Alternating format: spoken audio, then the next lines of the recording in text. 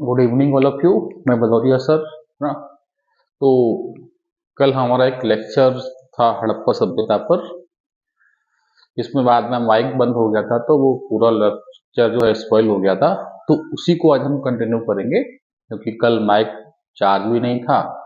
इसके कारण से वो बीच में ही आवाज़ क्या है वो बंद हो गई। आधा वीडियो तो अच्छी आवाज़ में है और उसके बाद क्या है वीडियो बंद हो गया, इसके वजह से पूरी आवाज़ नहीं आई है। तो उसी लेक्चर को आज हम क्या करेंगे, कंटिन्यू करेंगे। ठीक है। तो जो कल का जो लेक्चर था उसमें हमारी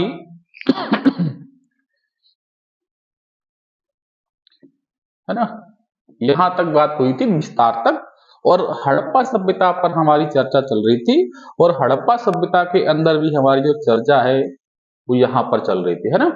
तो हड़प्पा सभ्यता की जब चर्चा चल रही थी तो वहां पर कुछ चीजों में हमारी बात हुई थी, और आप वीडियो देखेंगे पुराना वाला तो यहाँ तक बात हो चुकी है। और यहाँ के बाद जो बात चल रही थी वो थी टीले की, यानी कि जो हड़प्पा सभ्यता का जो नगर है, जो किला है, वो किस प्रकार से डिवाइडेड था। तो उसी पर हमारी चर्चा चल रही थी और यहीं से हमारा ऑडियो बंद हो गया था, तो उसी पे हम चर्चा करेंगे। ठीक है। तो क्या लिखा है, हड़प्पा सभ्यता का टीला दो भागों में विभाजित था, एक पूर्वी टीला और एक पश्चिमी टीला। आइए देखते हैं कि हड़प्पा सभ्यता का जो नगर था वो किस प्रकार का बना हुआ था।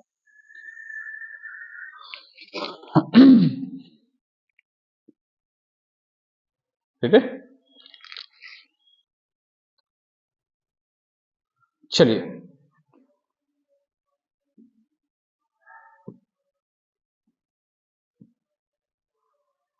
ठीक है। तो कल भी हमारी बात हुई थी लेकिन साउंड चला गया, तो हमने बताया था कि हड़प्पा सभ्यता का जो नगर था वो किस कुछ इस प्रकार से बना हुआ था। एक ही उसमें एंट्रेंस था इस प्रकार से, है ना।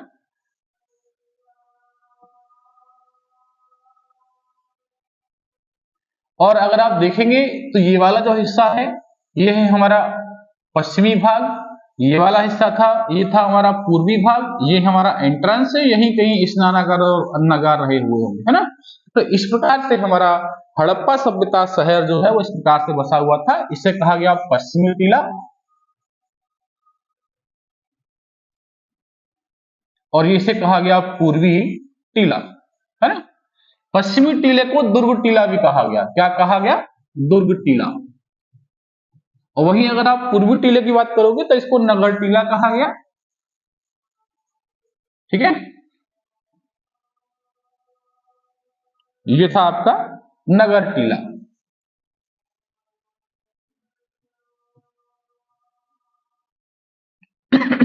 वहीं यहां पर एक तो पुरोहित वर्ग और दूसरा व्यापारी वर्ग। ठीक है, यानी कि हड़प्पा का जो नगर था उसमें जो पश्चिमी वाला टीला जो आपको देखने को मिलेगा वहां पर व्यापारी वर्ग और पुरोहित वर्ग रहते थे। वही अगर आप पूर्वी टीले की बात करोगे तो यहाँ पर शिल्पकार और श्रम की बात आती है कि यहाँ पर श्रमिक और जो है शिल्पकार रहे होंगे, है ना। कल भी हमारी चर्चा हुई थी लेकिन ठीक है उसको छोड़ते हैं। मैंने बताया था कि शहर के बाहर ही इस प्रकार से डंपिंग यार्ड टाइप का था जहां पर पूरे शहर का कचरा भरते थे, और शहर के इस वाले हिस्से में यहाँ पर कहीं पानी की सप्लाई के लिए टैंक रहा होगा जो पूरी कॉलोनी के अंदर पश्चिम से लेके पूरब तक और पूरब से लेके पश्चिम तक जो है पानी की सप्लाई करता रहा होगा, है ना।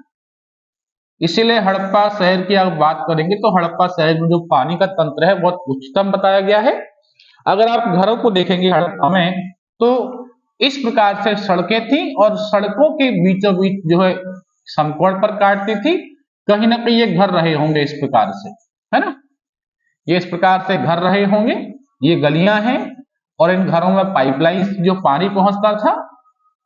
ठीक है, इसी प्रकार से ये वाला जो पूर्वी टीला है वो भी इसी प्रकार से रहा होगा।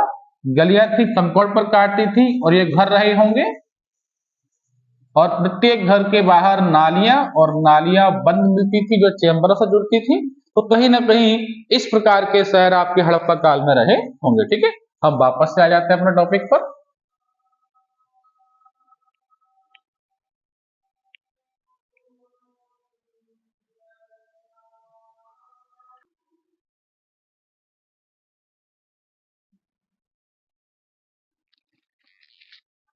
चलिए, तो वापस से आ जाते हैं। कुछ समस्या थी इंटरनेट की, इस तरह से ये हुआ।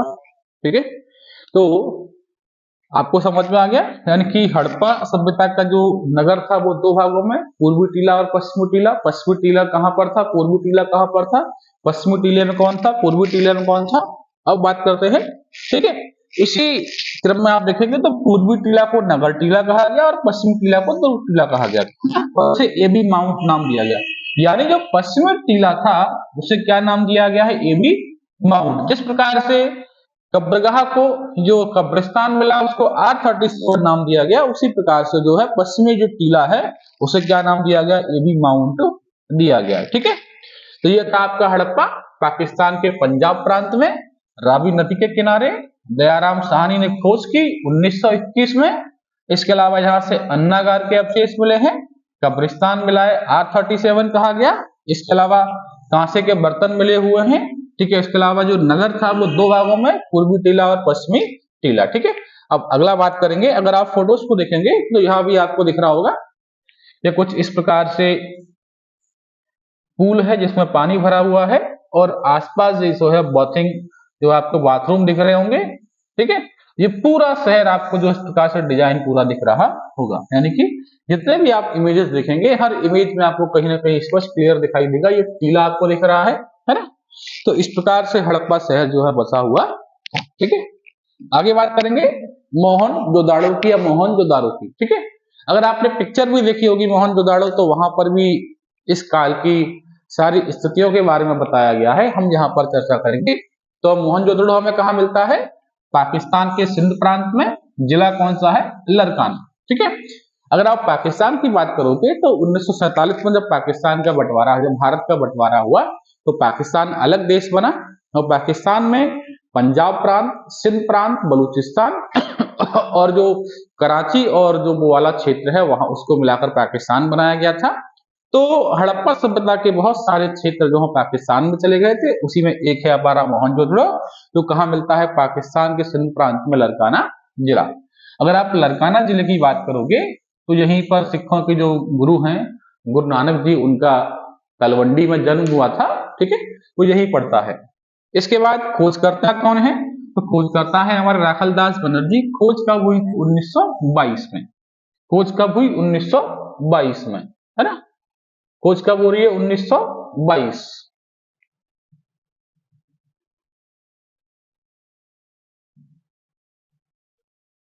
क्या हो गया भाई, कहाँ चला गया ये।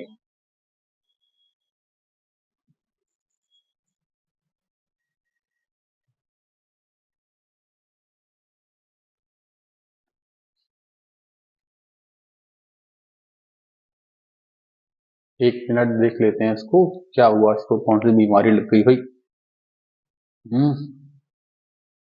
अरे आपका फिर इंतजाम यहीं से करना पड़ेगा। समस्या है, चलिए कोई बात नहीं है, होता रहता है ये तो, हम वापस से आ जाएंगे। ठीक है, तो पाकिस्तान का सिंध प्रांत, लरकाना जिला, खोजकर कौन है, राखलदास बनर्जी, 1922 में। ठीक है, इसके बाद हम बात करेंगे तो मोहनजोदड़ो से क्या मिला। एक तो जो बहुत फेमस नाम है मृतकों का टीला, दूसरा है सिंध का बाग। ठीक है, अगर हम मृतकों के टीले के बारे में बात करें तो ऐसा कहा जाता है कि जब यहाँ की खोज हुई तो यहाँ से एक ही स्थान से लगभग 10 से 12 जो है नरकंकाल एक ही स्थान से टीले के फॉर्म में मिले, इसलिए कहीं ना कहीं नाम यहाँ का पड़ गया मृतकों का टीला। दूसरा, सिंध प्रांत में क्षेत्र है, सबसे डेवलपिंग जो क्षेत्र था, इसलिए इसको सिंध का बाग भी कहा गया है। ठीक है, दूसरा है मोहनजोदड़ो से विशाल अन्नागार और स्नानागार। ठीक है, जैसा कि मैंने आपको हड़प्पा में ही बताया था कि वहां पर भी अन्नागार मिला हुआ है, तो ऐसा माना जाता है कि अब देखिए हड़प्पा सभ्यता नगर सभ्यता है, तो कहीं ना कहीं नगर वाले लोग व्यापार करते हैं, तो हो सकता है जो अन्नागार बनाए गए हैं या स्नानागार बनाए गए हैं वो कहीं ना कहीं व्यापारी वर्ग के लिए बनाए गए होंगे। व्यापार करेंगे तो आप अपने अनाज को किसी जगह पर स्टोर करेंगे, क्योंकि बरसात भी आती है, बरसात में अगर अनाज खराब हो जाएगा तो दिक्कत है। इसीलिए हो सकता है कि इतने बड़े बड़े अन्नागार जो बनाए गए थे वो व्यापारी वर्ग के लिए बनाए गए होंगे।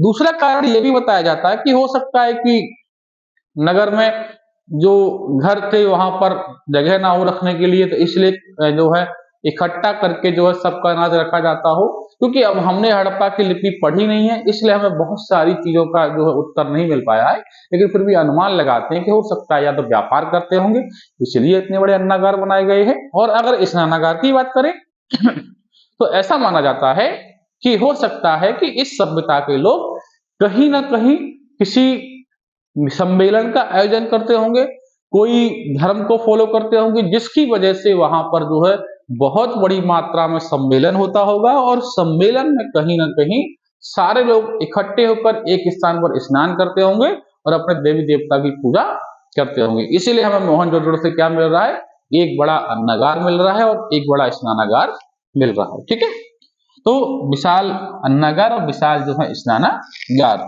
वही हमें हड़प्पा मोहनजोदड़ो से क्या मिला है, एक तो कांसे की नृत्य करती हुई मूर्ति, दूसरा योगी वाले दाढ़ी, है ना, दाढ़ी वाले योगी की मूर्ति भी हमको मिल रही है। जिस प्रकार से आपने देखा होगा भगवान नटराज की मूर्ति अगर आपने देखी हो, तो भगवान नटराज जो है आपको तांडव करते हुए दिखाई देंगे, और तांडव की मुद्रा को ही नटराज की मूर्ति कहा जाता है। भगवान नटराज शिव का ही जो है एक रूप है। उसी प्रकार की मूर्ति हमें कहाँ मिलती है, मोहनजोदड़ो से।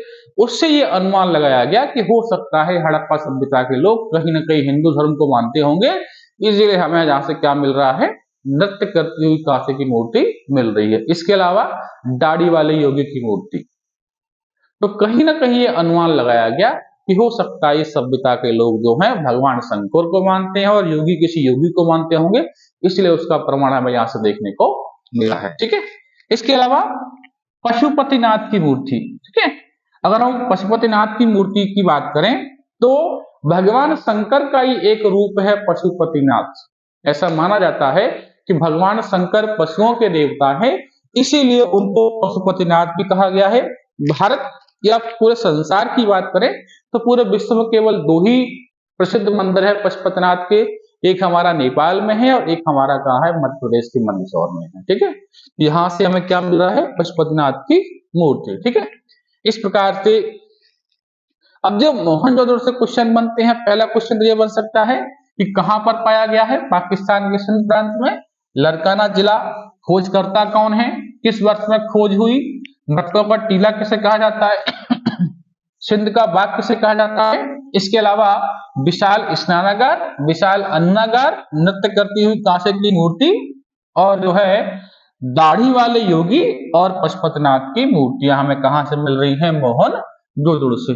इतने सारे क्वेश्चन आपको एग्जाम में यहां से देखने को मिलेंगे। ठीक है, आगे चर्चा करते हैं। ठीक है, ये एक एनिमेशन के द्वारा जो बनाया गया है, कुछ इस प्रकार का शहर रहा होगा, कुछ इस प्रकार का बाथरूम रहा होगा। ये आप देख रहे हैं, ये बीच में पानी भरा हुआ है, ये जो है वॉशरूम है, यहाँ पर लोग नहाते होंगे। ठीक है, उसी प्रकार का जो रियल इमेज आपको यहाँ देखने को मिलेगी, ये मोहनजोदड़ो के एक वॉशरूम की ही है या स्नानागार की है। ठीक है, इसके बाद अगला है आपका चनुधड़ो। चनुधड़ो कहाँ मिलता है, तो पाकिस्तान का सिंध प्रांत और नवाबशाह जिला। जिला कौन सा है, पाकिस्तान का नवाबशाह, पाकिस्तान का नवाबशाह जिला और पाकिस्तान का सिंधु प्रांत। नदी है सिंधु नदी, है ना, इसीलिए तो नाम पड़ा सिंधु घाटी सभ्यता, क्योंकि ज्यादातर नगर जो हैं हड़प्पा सभ्यता के कहां से मिल रहे हैं, सिंधु नहर के किनारे मिले हैं। ठीक है, तो ये भी कहां पर है, सिंधु नदी के किनारे। खोजकर्ता कौन है, तो हमारे गोपाल मजूमदार। ठीक है, अगर हम साक्ष्यों की बात करेंगे तो यहां से हमें एक किला प्राप्त हुआ है। इसके अलावा गुड़िया निर्माण का कारखाना और लिपस्टिक के प्रमाण मिले हैं, और जो सुंदरता के सामान प्राप्त हुए हैं। इससे ये भी अनुमान लगाया गया कि हड़प्पा सभ्यता के लोग भी कहीं ना कहीं सौंदर्यीकरण के लिए लिपस्टिक, पाउडर और बाकी के सामान का प्रयोग करते होंगे, क्योंकि यहाँ से क्या मिल रहा है, लिपस्टिक के प्रमाण मिल रहे हैं। ठीक है, इसके बाद अगला है हमारा लोथल। लोथल कहां पर है, तो गुजरात के काठियावाड़ में भोगवा नदी के किनारे। ये क्वेश्चन एमपीपीएससी में कई बार पूछा गया है ना, एमपीपीएससी कि लोथल किस नदी के किनारे है, तो लोथल है हमारा भोगवा नदी के किनारे, ठीक है। इसके बाद खोजकर्ता कौन है, एस.आर. राव, ये बहुत बड़े इतिहासकार भी रहे हैं। अगर हम लोथल की बात करेंगे तो यहां से हमें बंदरगाह मिला है, बाकी किसी भी हड़प्पा सभ्यता के नगर से यहाँ बंदरगाह नहीं मिला है, लेकिन अगर हम लोथल की बात करें तो लोथल से हमें क्या मिलता है, बंदरगाह मिलता है। इसके अलावा उच्च किस्म के चावल, क्योंकि भारत में अभी तक कहीं से भी उच्च किस्म के चावल नहीं मिले हैं, इससे यह भी अनुमान लगाया गया, क्योंकि बंदरगाह तो है ही, अब अगर अच्छी किस्म का चावल भी मिल रहा है तो कहीं ना कहीं यह भी अनुमान लगाया गया, हो सकता है यहां से मेसोपोटामिया, ईरान, इराक, अफगानिस्तान व्यापार करते होंगे, तो वहां से उच्च किस्म का चावल लेकर आते होंगे और उसको जो है नगर वगैरह में आके बेचते होंगे, है ना, क्योंकि बंदरगाह तो है ही। अब उस काल में बंदरगाह का प्रयोग क्या है, सीधी सी बात है, व्यापार के लिए है, क्योंकि नगर सभ्यता है, व्यापार पर आधारित है, तो व्यापार ही करते हैं, तो व्यापार का प्रमाण भी मिला है। सुमेरियन सभ्यता की मोहरें भी मिले हुए हैं, सिक्के भी मिले हुए हैं, तो इससे ये अनुमान लगाया गया कि लोथल पर बंदरगाह है, यहां से व्यापार करते होंगे, इसीलिए हमें यहां से क्या मिल रहा है, उच्च किस्म चावल जो किसी बाहर देश से आए होंगे। इसके अलावा घोड़े के प्रमाण और मिट्टी का हल, देखिए अगर हम घोड़े के प्रमाण की बात करें तो एक मत, जब आप पतन की बात करेंगे तो एक मत ये भी आया था कि हड़प्पा सभ्यता के पतन का कारण जो है आर्य रहे थे, क्योंकि आर्यों का प्रिय पशु घोड़ा है, तो इसी से अनुमान लगाया गया कि हो सकता है, क्योंकि अब एक जगह युगल बहुत सारे नरकंकाल मिले, तो ये अनुमान लगाया कि हो सकता है कि आक्रमण हुआ होगा, एक ही जगह लोग मारे गए होंगे तो दफना दिया गया होगा। दूसरा मत यह है घोड़ा मिल रहा है, अब उस काल तक घोड़ा केवल आर्यों के पास था, इसीलिए एक मत लगाया गया कि हो सकता है द्रविड़ सभ्यता पर आर्यों ने आक्रमण किया होगा, जिसके कारण से आर्य जो द्रविड़ों का पतन हो गया है। तो क्या मिल रहा है, घोड़े का प्रमाण। इसके अलावा मिट्टी का बना हुआ हल, एक खिलौने के तौर पर आप हमने भी जो है खिलौने से खेले होंगे, जो ग्रामीण क्षेत्र के लोग हैं वहां पर क्योंकि खिलौने पहुंच नहीं पाते हैं शहरों से, इसीलिए गांव में मिट्टी की गुड़िया है, मिट्टी के खिलौने बहुत सारे बनाए जाते हैं। मैंने भी जो है जब मैं गांव में था तो वहां पर मैंने भी कई बार मिट्टी के ट्रैक्टर बनाता था, ट्रॉली बनाता था, उसमें पहिए लगाकर और फिर उससे खेलता था, बिल्कुल जैसा आज का ट्रैक्टर, उसी प्रकार से एक रस्सी लेकर उसकी स्टीयरिंग बनाते थे और स्टीयरिंग को पहियों से जोड़ते थे, जैसे ही आप स्टीयरिंग घुमाओगे तो पहिए जो है आगे पीछे जो घूमने लगते थे। तो इसी प्रकार के खिलौने हमें कहां से मिल रहे हैं, आपके लोथल से मिल रहे हैं, ठीक है। आगे देखते हैं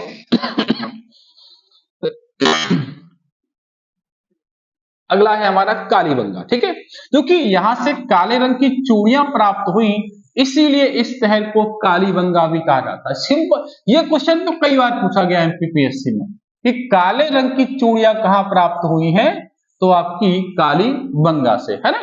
काले रंग की चूड़ियां कहां से मिल रही है, कालीबंगा से। कालीबंगा कहां है, राजस्थान के हनुमानगढ़ जिले में। नदी कौन सी है, घग्गर नदी।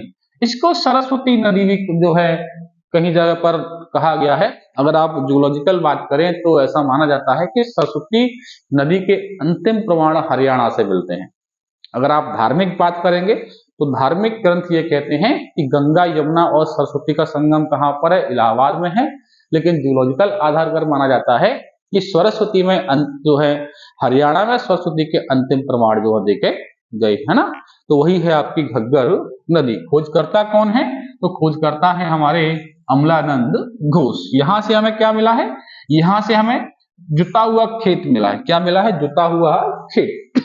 इसके अलावा अग्निकुंड के प्रमाण क्या मिले हैं, अग्निकुंड के प्रमाण। इससे यह भी अनुमान लगाया गया कि हो सकता है इस सभ्यता के लोग भगवान तक अपनी बातों को पहुंचाने के लिए हवन का प्रयोग करते होंगे, और हवन के लिए आहुति देने के लिए अग्निकुंड बनाया जाता होगा।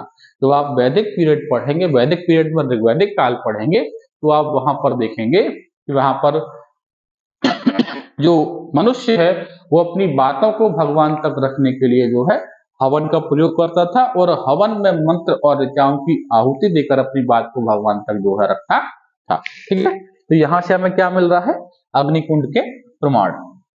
अगला है आपका बनावली। बनावली हमारा हरियाणा के हिसार में है। बनावली कहां पर है? हरियाणा के हिसार में, है ना।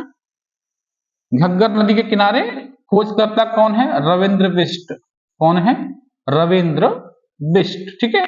यहां से हमें मिट्टी का बना हुआ हल खिलौने के रूप में प्राप्त हुआ। क्या प्राप्त हुआ है? मिट्टी का बना हुआ हल खिलौने के रूप में। ठीक है, तो ये आपका बनावली हो गया।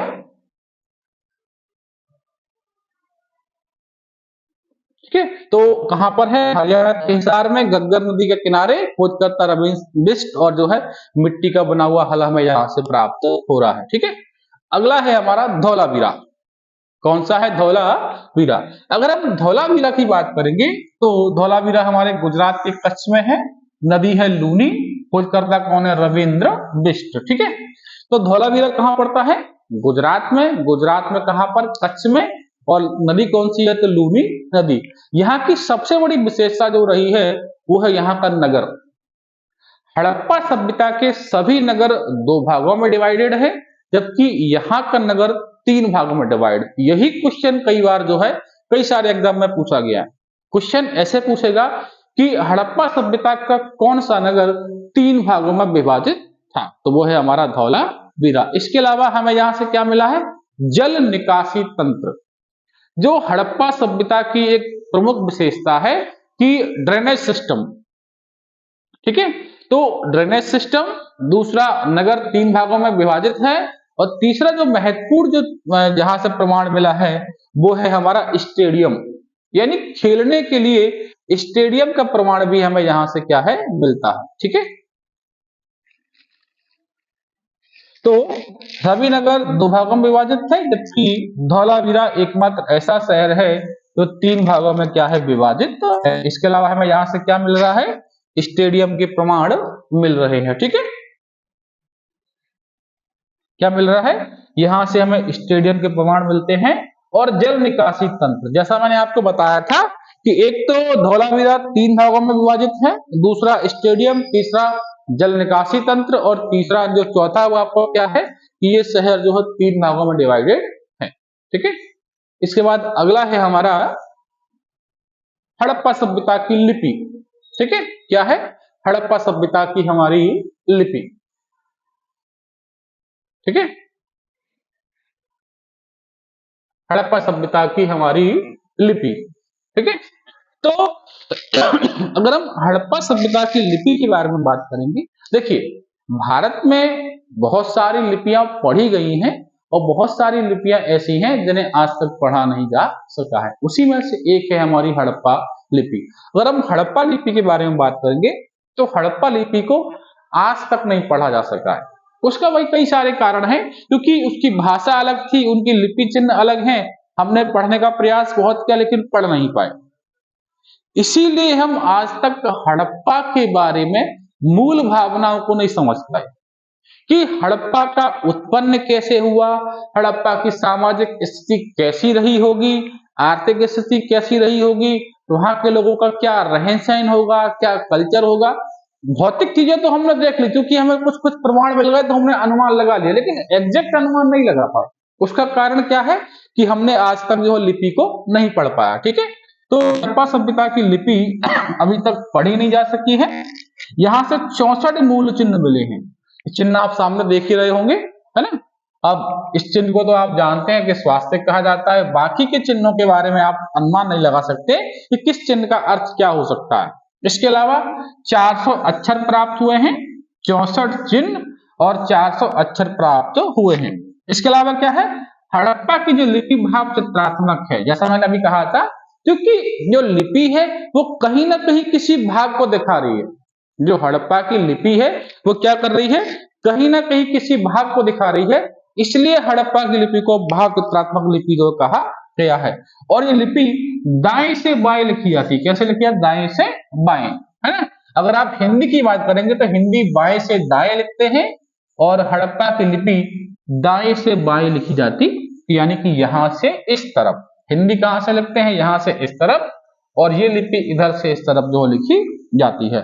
इसके अलावा हड़प्पा लिपि में हमें क्या मिला है? शैलखड़ी और तांबे के गुटका प्राप्त हुए हैं। क्या प्राप्त हुए हैं? शैलखड़ी और तांबे के गुटका प्राप्त हुए हैं। ठीक है, चलिए अब ये तो हमारे हड़प्पा के शहर हो गए।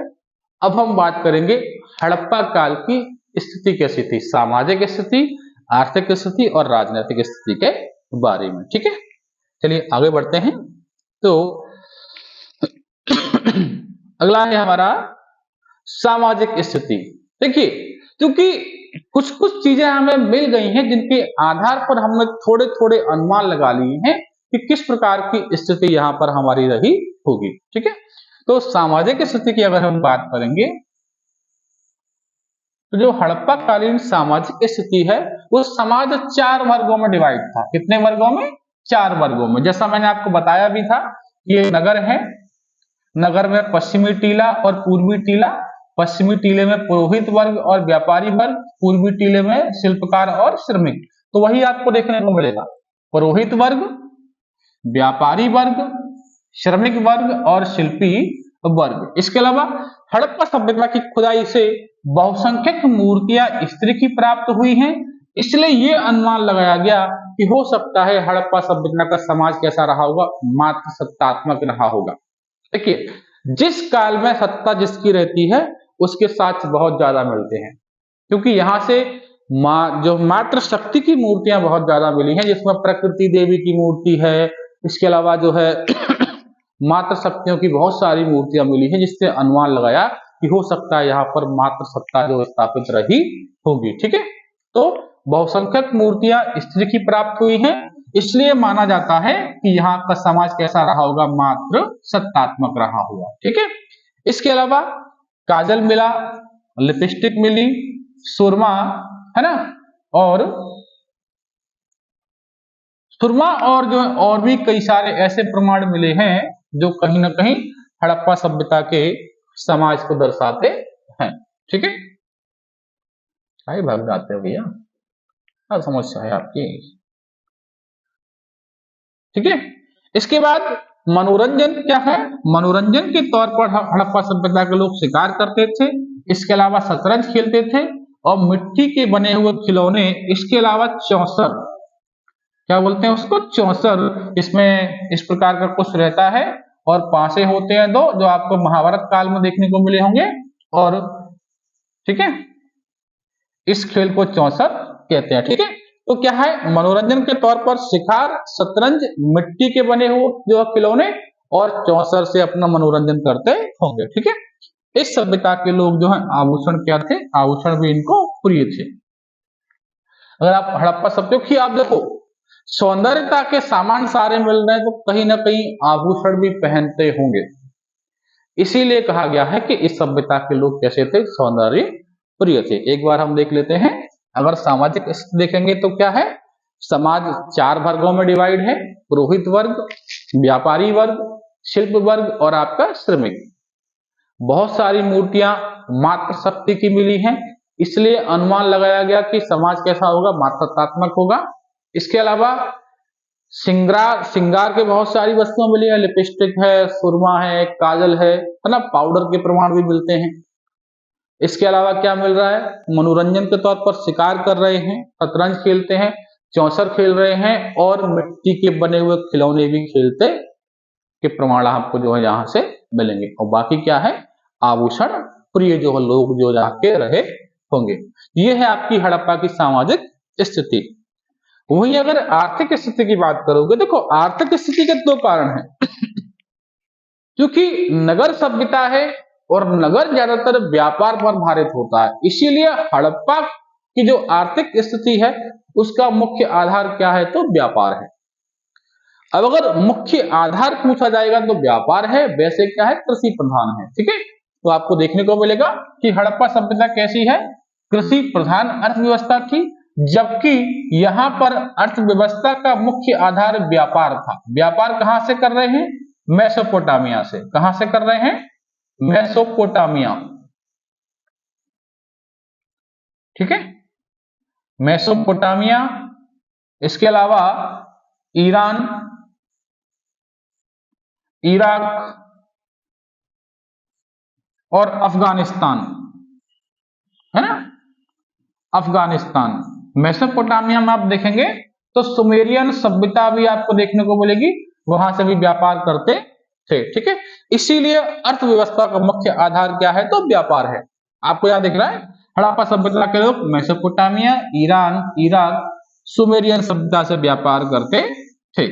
9 फसलों के प्रमाण मिले हैं, जिसमें गेहूं और जौ प्रमुख है। जिस प्रकार से पाषाण काल के लोग कृषि करते थे, वहां से भी हमें जौ और गेहूं के प्रमाण मिले हैं। उसी प्रकार से हड़प्पा सभ्यता से भी हमें गेहूं और जौ के प्रमाण मिल रहे हैं। प्रमुखतः 9 फसलें मिली हैं और इसी में एक फसल है कपास, यानी पहली बार कपास का उत्पादन कौन कर रहा है, हड़प्पा वासी कर रहे हैं। ये थी हड़प्पा की आर्थिक स्थिति। कैसी है, कृषि प्रधान है, मुख्य आधार व्यापार है। व्यापार किससे कर रहे हैं, मेसोपोटामिया, ईरान, इराक, सुमेरियन सभ्यता से। 9 फसलों का प्रमाण मिल रहा है, जिसमें गेहूं और जौ प्रमुख है। इसके अलावा कपास का उत्पादन भी किसका श्रेय किसको जाता है, हड़प्पा वासियों को। ठीक है, इसके बाद हम आएंगे राजनीतिक स्थिति के बारे में। ठीक है, अगर आप राजनीतिक स्थिति देखेंगे, क्योंकि हड़प्पा सभ्यता का जो समाज है बहुत शांतिप्रिय है, कहीं से भी हमें इस प्रकार के प्रमाण नहीं मिलते हैं कि इस सभ्यता के लोगों ने कोई लड़ाइयां लड़ी होंगी या इस सभ्यता के लोग आपस में भी लड़े होंगे।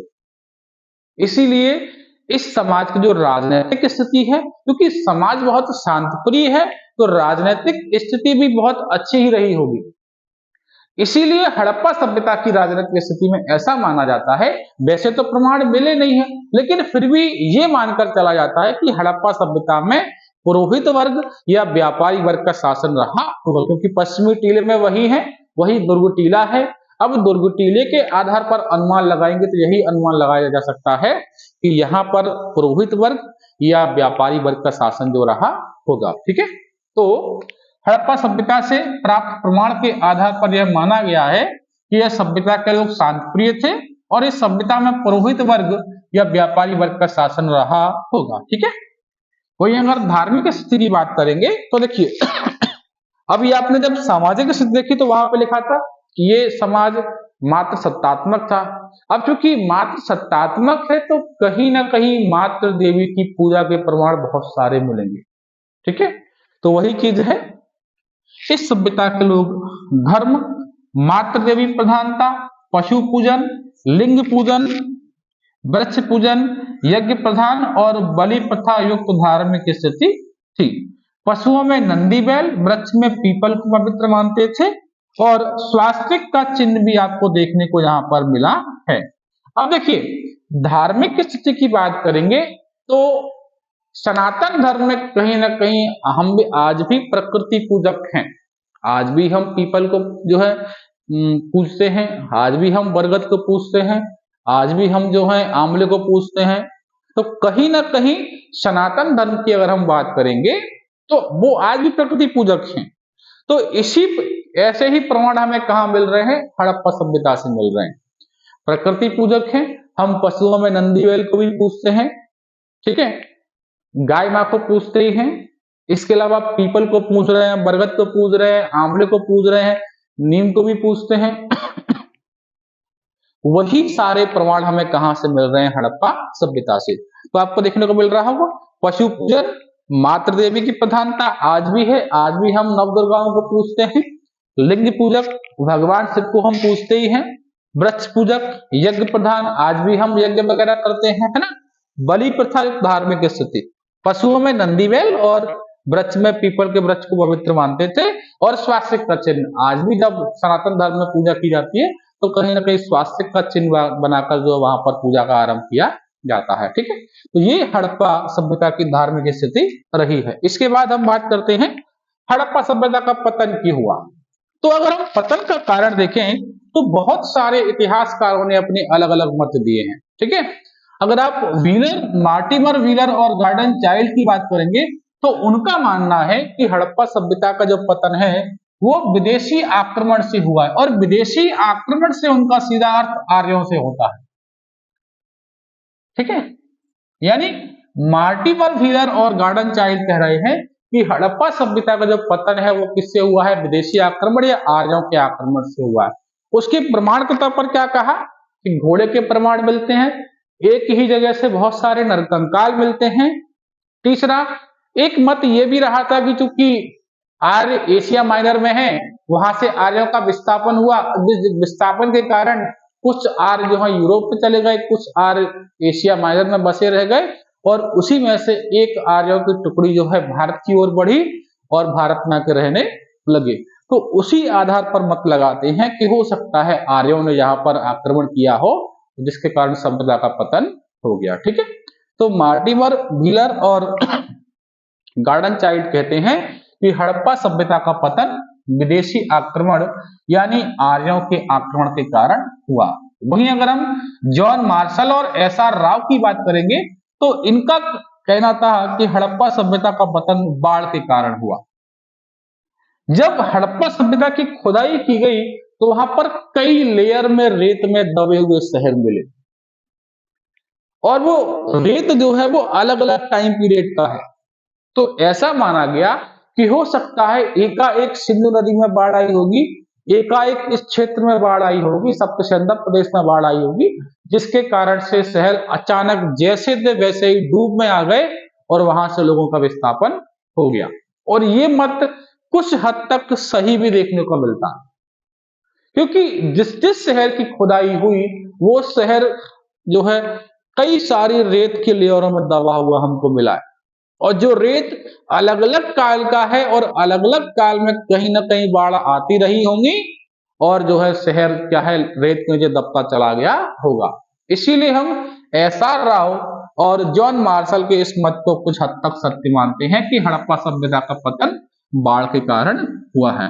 वहीं अगर अमलानंद घोष की बात करें तो अमलानंद घोष कहते हैं कि पतन का कारण जो है वो है जलवायु परिवर्तन। देखिए, जलवायु परिवर्तन का कारण ये हो सकता है कि जब नगर का विकास हुआ तो नगर के विकास में आसपास के जंगलों की कटाई हुई होगी, और इसी कटाई के कारण धीरे धीरे वहां का जलवायु परिवर्तन हुआ होगा, और जलवायु परिवर्तन होते होते धीरे धीरे वहां पर रेगिस्तान में कन्वर्ट हुए होंगे, जिसके कारण हमें वहां से विस्थापन करना पड़ा। लेकिन इस तथ्य को कुछ हद तक इसलिए भी नकारा जा सकता है कि अगर जलवायु परिवर्तन के कारण हमने शहरों को छोड़ा तो वो शहर इस प्रकार से एकाएक दबे हुए कैसे मिले। जो चीज जहां पर है वैसे ही व्यवस्थित है। अगर हम विस्थापन करेंगे तो विस्थापन कुछ हद तक हम वस्तुओं को लेकर भी जाएंगे, कुछ चीजों को सिस्टमेटिक रखकर भी जाएंगे, लेकिन यहाँ पर हर चीज एकाएक वैसे ही जो है आपको प्रमाणित मिलती है। तो इसीलिए इस मत को भी बहुत ज्यादा मान्यता नहीं दी जाती है। जैसे सर्वाधिक मान्यता अगर दी जाती है तो किसको दी जाती है कि हड़प्पा सभ्यता का जो पतन है वो बाढ़ के कारण हुआ है। अंत में हम बात करेंगे हड़प्पा सभ्यता की विशेषता के बारे में कि हड़प्पा सभ्यता की विशेषताएं क्या रही हैं। ठीक है, तो सबसे पहली विशेषता क्या है? नगर नियोजन। ठीक है, हड़प्पा सभ्यता जो है भारत की पहली सभ्यता है, लेकिन सबसे अधिक डेवलप सभ्यता है। नगर नियोजन इसलिए विशेषता है कि जब आप हड़प्पा सभ्यता को देखेंगे पूरा शहर चारों ओर से बाउंड्रेड है, एक ही एंट्रेंस है, एक ही एंट्री है। आज आप शहरों में जो नई नई कॉलोनी बस रही हैं उसमें आप देखते हैं कि चारों तरफ से बाउंड्रेड कर देते हैं और एक गेट लगा देते हैं। वैसी ही व्यवस्था हमें कहां मिल रही है? हड़प्पा सभ्यता में मिल रही है। इसके अलावा घर पक्के बने हुए हैं, एक मंजिल दो मंजिल घर मिल रहे हैं, दरवाजे बाहर की ओर खुल रहे हैं, खिड़कियां गलियों में खुल रही हैं जो आज भी देखने को मिलती हैं। छोटी छोटी गलियां 9 फीट की हैं, गलियों के साइड से नालियां बनी हुई हैं, नालियां ढकी हुई हैं, पैक हैं, जो चेंबर से जुड़ी हुई है, और वो चेंबर्स आगे जाकर मेन होल से जुड़े हुए। आप सिस्टम देखिए, सबसे पहली सभ्यता है जहां पर इतना डेवलप जो सभ्यता है। नगर बाउंड्रेड है, घर पक्के हैं, नालियां पक्की हैं, नालियां बंद हैं, गलियां पक्की हैं, और गलियां का पैरामीटर भी है 9 फीट चौड़ी गली है, और मुख्य सड़क जो 33 फीट चौड़ी है, और ये सड़कें एक दूसरे को समकोण पर काट रही हैं। कहां पर काट रही हैं? समकोण पर काट रही है ना। तो इसीलिए हड़प्पा सभ्यता को नगर नियोजन सभ्यता, टाउन प्लानिंग सभ्यता कहा गया। जल निकास तंत्र भी बहुत अच्छा देखने को मिला हड़प्पा सभ्यता में। इसीलिए सबसे बड़ी विशेषता क्या है तो आपकी नगर नियोजन, उसके बाद क्या है जल निकास प्रणाली। लंबी चौड़ी सड़कें एक दूसरे को समकोण पर काटती थी, गलियां 9 फीट चौड़ी, मुख्य सड़क 33 फीट चौड़ी और नालियां उनके किनारे बंद होती थी, जो कैसी होती थी मेन चेंबर से जुड़ती थी। ठीक है,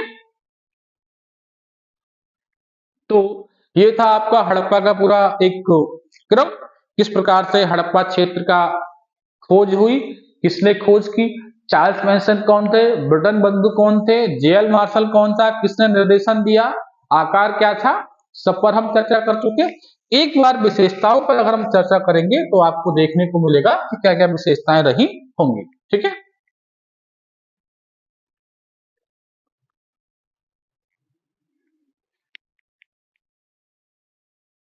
देखिए अगर आप विशेषताओं को देखेंगे कुछ इस प्रकार से नगर रहा होगा। ये गेट है, मान के चलिए ये है डंपिंग यार्ड, यहां पर शहर का कचरा इकट्ठा होता था। ठीक है, ये आपका एंट्रेंस है, ये पश्चिमी टीला है, ये पूर्वी टीला है, यहां पर आपको स्नानागार अन्नागार मिले होंगे। ठीक है, अब इसके अंदर ये मुख्य सड़कें हैं, ये घर बने हुए, घर के बीच में गलियां हैं, ये घर है, ये गली है, ये घर है, ये गली है, ये घर है, ये गली है, ये घर है, ये गली है। यानी कि सड़कें एक दूसरे को समकोण पर काट रही, किस पर काट रही हैं समकोण पर काट रही हैं। ये गलियां पक्की हैं 9 फीट की, मुख्य सड़कें हैं 33 फीट, कैसी हैं 33 फीट की हैं, एक दूसरे को समकोण पर काट रही हैं। इसके अलावा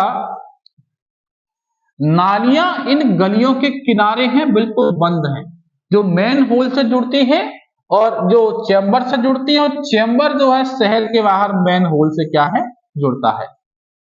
इसी प्रकार से जल निकासी तंत्र है, ड्रेनेज सिस्टम पानी का। ठीक है, ईंट का आकार एल आकार की ईंट मिल रही, क्या आकार की मिल रही है एल आकार की पक्की ईंट मिल रही है, जिससे पूरा शहर डेवलप है। तो इसीलिए हड़प्पा सभ्यता को सबसे अधिक डेवलप शहर कहा गया है, नगर नियोजित शहर है, टाउन प्लानिंग है। वर्तमान के कई सारे शहर आपको देखने को मिलेंगे तो टाउन प्लानिंग नहीं है। अगर आप छोटे शहरों को देखेंगे आज भी टाउन प्लानिंग नहीं है, आज भी नालियां खुली चल रही है, चैम्बर खुले हुए हैं, चैम्बर गलियों में बाहर बह रहे हैं, गंदगी है, कचरा घरों के बाहर ही फेंका जा रहा है। 2025 आते आते अब आज के शहरों की ये हालत है। अगर आप हड़प्पा शहर को देखेंगे, हड़प्पा सभ्यता को देखेंगे तो कितनी अधिक डेवलपिंग सिविलाइजेशन है। इसीलिए विश्व में, भारत में सभ्यता में सबसे अधिक डेवलपिंग और सबसे अच्छी सभ्यता हड़प्पा सभ्यता को माना जाता है। ठीक है, तो ये हमारा हड़प्पा सभ्यता रही।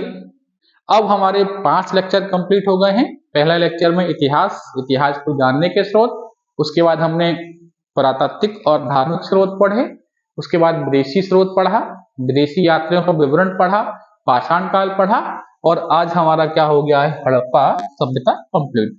अगले लेक्चर में हम लेकर आएंगे वैदिक पीरियड। वैदिक पीरियड को भी हमने 2 भागों में डिवाइड कर रखा है, एक है हमारा ऋग्वैदिक काल और दूसरा है हमारा उत्तर वैदिक काल। ठीक है, अगर आपको हमारे वीडियोस अच्छे लगते हो तो हमें लाइक और सब्सक्राइब करें। Thank you.